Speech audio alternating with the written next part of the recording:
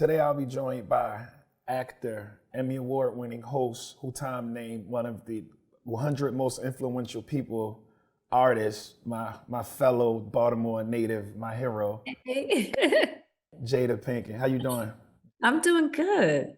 No, you really were always like, and I've told you this before, but as an artist, as a person who made it out the city, you set the standard, artists and non-artists alike.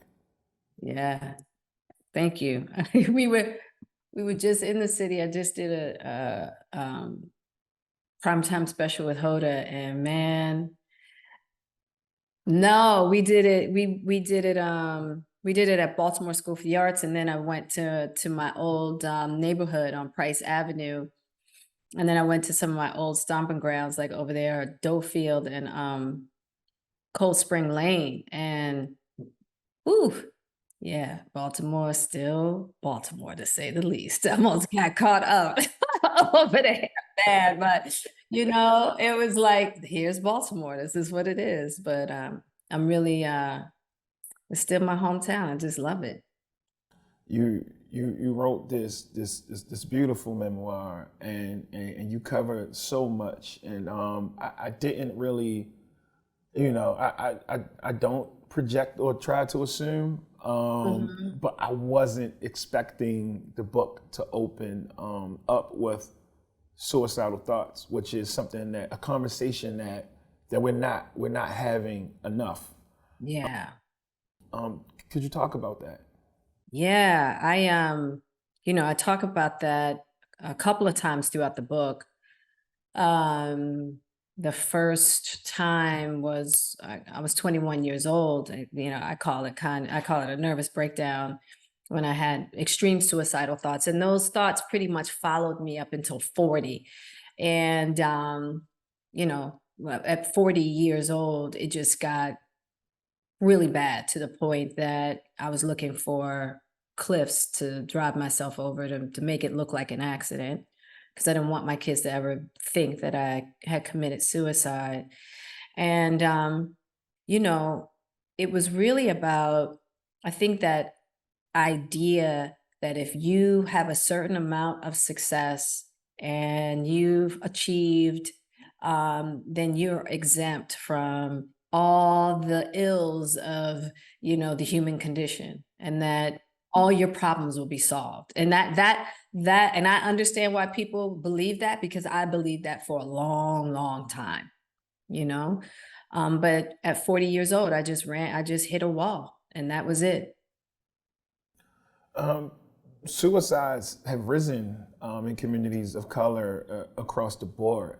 Again, I think it's very important that you having this conversation as society. From your perspective, what do you think we as a collective can do better?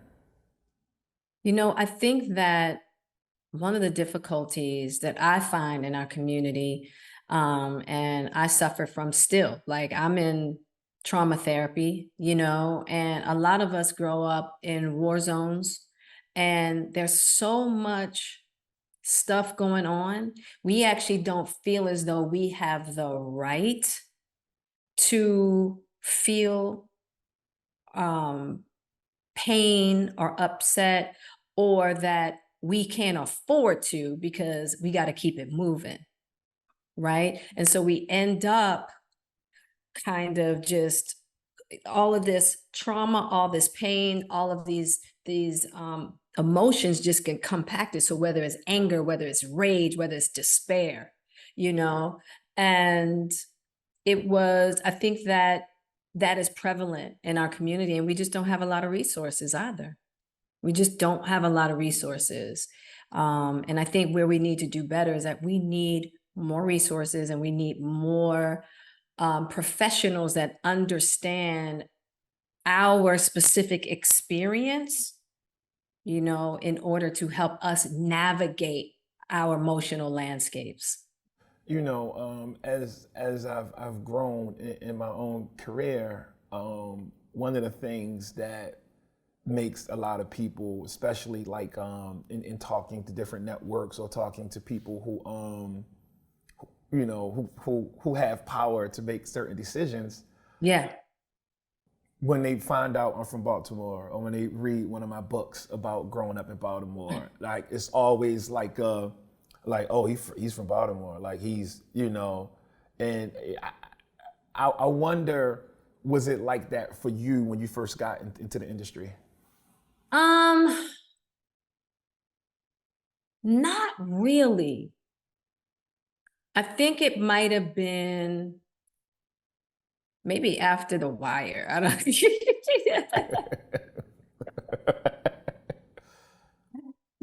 I mean, when you say it now, it's like, oh, it's like what you said, well, Baltimore. But yeah, I came to LA in the early 90s, like 91. And so, it was just like, oh, Baltimore. And then it was like, all of that kind of over the years. Lena from Baltimore had an edge. Oh yeah, Lena from Baltimore Lena had an definitely had edge. an edge. But not like when I go into the rooms, like not everybody knew. When I went in there and I was with Debbie, Debbie knew when I came. She was like, "Tell me about you." And so telling her that I'm from Baltimore, telling her what my upbringing had been, and I think that edge, a lot of times gave me the edge in some of those rooms, and then sometimes it was too much edge. And so, but I always have felt like my upbringing in Baltimore, I talk about it in the chapter, a couple of chapters in my book, The University of the Be More Streets, because honestly, I don't think that without that university, I would have been able to come to LA and survive on my own the way that I did. One of the way you write about Tupac, and you just released that video the other day of you guys. We take that 3 hour ride to King's Dominion, Yeah. do the, which is like that's our Disney World, Yes. But like the fun, that moment, the innocence, the beauty, like it's such a perfect video that capture an era from the way you were dressed to just that kind of fun. Do you ever feel like you miss that time period, those moments in life, that innocence, being in the school for the arts, dreaming? Absolutely. I do, right? It's like that was like a really magical time, even with, all the difficulty and challenges. It was a really magical time. And it's so funny because I hadn't seen that video in a while, and so I was using it to before I put out that clip, I put out another clip, to kind of talking about take it speaking on an excerpt that I have from one of the chapters that talks about my relationship with Tupac. And when I was watching that video, I was like, we were both so innocent, had no idea what life was about to bring our way, and it's just so funny how life plays out like that. And the fact that we are lip syncing to Will's song is just crazy. It's crazy, and I'm really, one of the things that I feel really blessed to have the opportunity to do is really take people on the journey of my relationship with Pac so they can understand our friendship, you know. Yeah. This like we go through this, but I feel like society doesn't do a good enough job at acknowledging and recognizing real beautiful friendships between men and women. It's like it's not everything's not some type of motive, and people aren't always have their eyes set on whatever. You can it's that's brother and sister type of love. Yeah. I think you do a great job explaining that. Thank you. Thank you. And I think that without, look, and I totally get it. You know what I mean? It's like I get it. It's like without the context of what our story has been together, I could see. I mean, I totally understand why people are like, yeah, they were so tight. Why were they so tight? Oh. And it's like that's what we were. We just took really good care of each other. And he's like That dude was like my father at times, my brother at times, you know what I'm saying? And we just really took good care of each other. They also don't really fully understand the position that you guys were in. Like Yeah. I'm from East Baltimore. I'm from down the Right. hill. Right. I'm from East Baltimore. So like I know I didn't even have the courage to be an artist when I was a teenager, and I wanted to be an artist my whole life, and I didn't even have the Right. courage to like um, go away from the status quo and pursue art. So to be in even being in a space like School for the Arts could be Yeah. culture shock. Coming from where you come from, it could be culture shock. So you lean on your people. Absolutely. And it's like and because of your challenges, I mean, part of what made my relationship with Pac so solid is because we were both challenged with having mothers that were addicts. You know what I'm saying? And so we really tried to supplement for the lack of, you know, parental attention, you know? And so, there was just a lot of ways we helped each other survive. And that's just the bottom line. And so with that, there's this level of loyalty through and through, and specifically when you get out here in these Hollywood streets and everybody now wants to love you because you got a hit record or you're on a hit TV show, you're going to lean even more on the people who were down for you, who knew you when, before all that, you know? In the book you write, we all have traumas in our childhood that can make us overlook the beauty that surrounds us. Often we believe we have to focus more on negative events because they caused us so much pain. Do you feel like too many young people are missing out on joy, the kind of joy you displayed in that video because of trauma? Or are we allowed to experience that kind of joy because so many things are just so heavy? No, it's really like, it's hard, if you don't know how to look around you to find the laughter, to find, because for some of us, it's not as a parent. And so it makes it really difficult. But that's why I feel like young people today, we just need better resources. It's on us, it's like we have to figure out how to help people and young people specifically, with the challenges that the world presents to young people on a daily basis. Because here's the one thing, I just had to worry about what was in front of me. Kids today, they got to worry about what's in front of them while also having all the pressures of what's going on in the Ukraine, what's happening in Africa. Like, oh no, in Morocco, there's this whole thing going on. There's the storms happening over there in Ohio. It's like you are connected to so much information. And even if you think, well, that don't have nothing to do with me, that stress is still compounding upon the consciousness of all of us, not even just young people, adults too. So really just finding, resources that help us navigate all the difficulties that we're challenged with. We're bombarded with so much information today. Have you always been so insightful? No. That's called having to do a lot of work, because I've been through so much. I feel like watching Red Table Talks and just seeing how you process heavy conversations and heavy information. And like a long time ago, I had a meeting at your house with your brother Caleb to talk about doing the film Charm City Kings. Yeah. And we were having like one of those heavy conversations where we're talking about the lives of the people that are that we were trying to, that were to be portrayed in the film. And everything you said, it just felt like wisdom, like wisdom. Where did that come from? Or like when did that become part of who you are? Because like I said, when I hear you talk about issues, you come off as a very, very evolved person.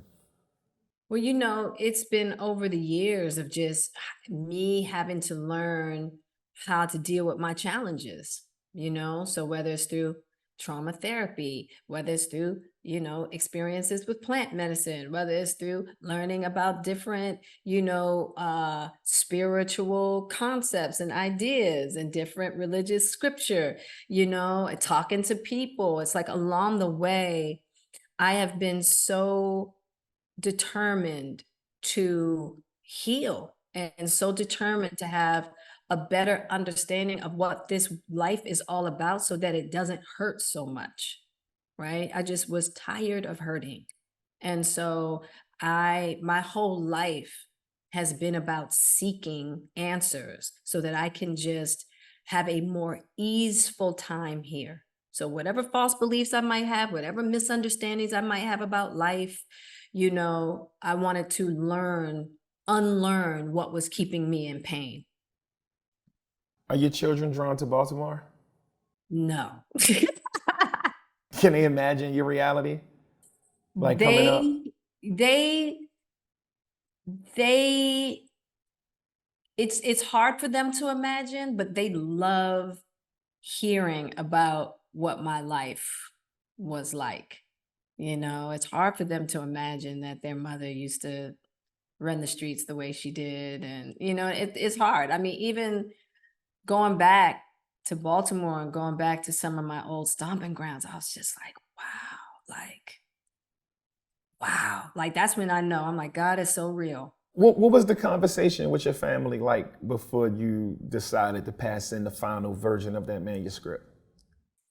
Um, I had different conversations with different family members, It's just like just talking to the kids about, what I was expressing in the book about my journey with them and making sure that they knew, like they weren't really aware of how deep my depression was. They knew that I wasn't happy, but they didn't know that their mother was contemplating suicide. So I had to make, I was like, just know that was part of my journey and that's going to be in the book. And so, I had conversations like that, but the entire family has been so supportive and has really been cheering me on. And I mean, Will specifically has been really helpful in guiding me in regards to understanding like how difficult it can be to write your story, so he was really helpful in giving me tips of how to get through some like challenging moments while I was writing. Yeah, he's good at talking about how we need to go through certain things to appreciate the things that we have. That's right. And I think you're great at you're showing that. You're not telling, but you're showing that as well. Thank you. Was there anything you were hesitant to put in the book that made the final copy?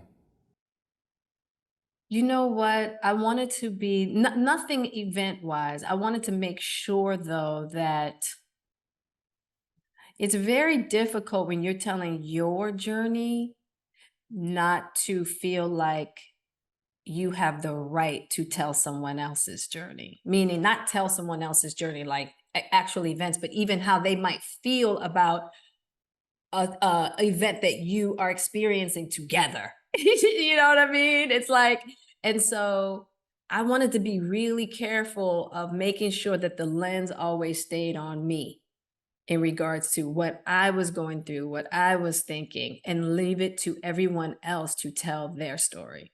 Whether it's my kids or whether it's Will, or my mother, I can say how I felt and what was going on with me, but I wanted to be very careful not to get too involved about what I thought they were thinking at that time, because you really can't know.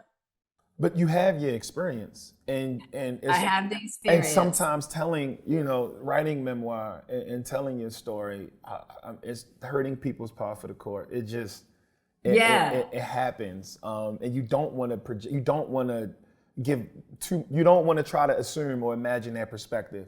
Exactly. And that's the thing to be careful of, right? It's like I was there. This is what I think was going on, but that's not for me. You know what I mean? It's like, so it's like just making sure, because the whole book is about my journey from unworthy to worthy, Right. and so I had to really, that was really an interesting lesson, because even in life, just staying open to the idea, like, okay, I might know what's going on with me, but I need to listen and look at the person in front of me so that they can tell me, get me out of my assumptions. Because my assumptions are usually, they might be close around the area of what's happening with someone else, but it's never like bullseye. Was it easy for you to write about the Oscars?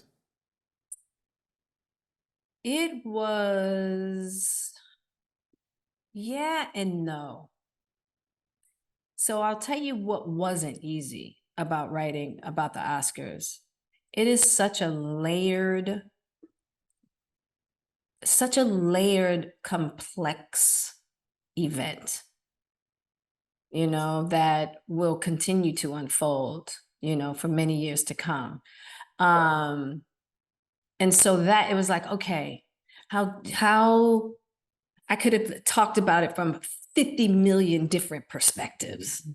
So it was really just honing in on just streamlining all my thoughts around. I had so many thoughts, so I had to streamline it. And I think that was the part that was challenging. My wife is from West Baltimore, and when it happened, we were watching it. She said, "You know, Jada's from West Baltimore. She's so cool. She doesn't rattle easy at all. Right. That's just is who we are, Right. But being able to grow and being able to understand situations and talk about them is the only way we'll get through any of this stuff. Nobody has a history of perfection. If they do, That's right. then they never. Those scars make us. It's real talk, and I think that um that's what, this life is a university. This life is about curriculums, and we're all here to learn, you know. And that was a big learning moment for a lot of us. You start the book in a dark place, but we end on a positive note. What is the happy ending for Jada Pinkett Smith? A happy ending for Jada Pinkett Smith is knowing her self-worth, you know? And when we know, and me knowing my self-worth, that is the foundation of happiness. We think that is all about like external circumstances being a specific way, or, I want that specific house, or I want that specific thing. And all of that is beautiful, all of that can assist the foundation, but it can't be the foundation. So me having really sitting in this chair today and having 10 toes down on understanding and believing in my self-worth. The book is transformative. I believe it's going to help a whole lot of people just gain the kind of perspective they need to put one foot in front of the other and continue that journey. Congratulations. Tell everyone when and where they can get the book. Well, the book is out today. And so you can get it everywhere. You get it at Amazon, you get it at Target, Barnes and Nobles. And you can go out to ourworthyjourney.com as well, because we have some resources there, like books and videos and experts, just around several kinds of issues that are addressed in the book. And I'm going on tour. I'll be stopping in Memphis. I'll be stopping in Baltimore. I'll be stopping in DC. I'll be going to Atlanta. So you can go to ourworthyjourney.com to see the schedule there.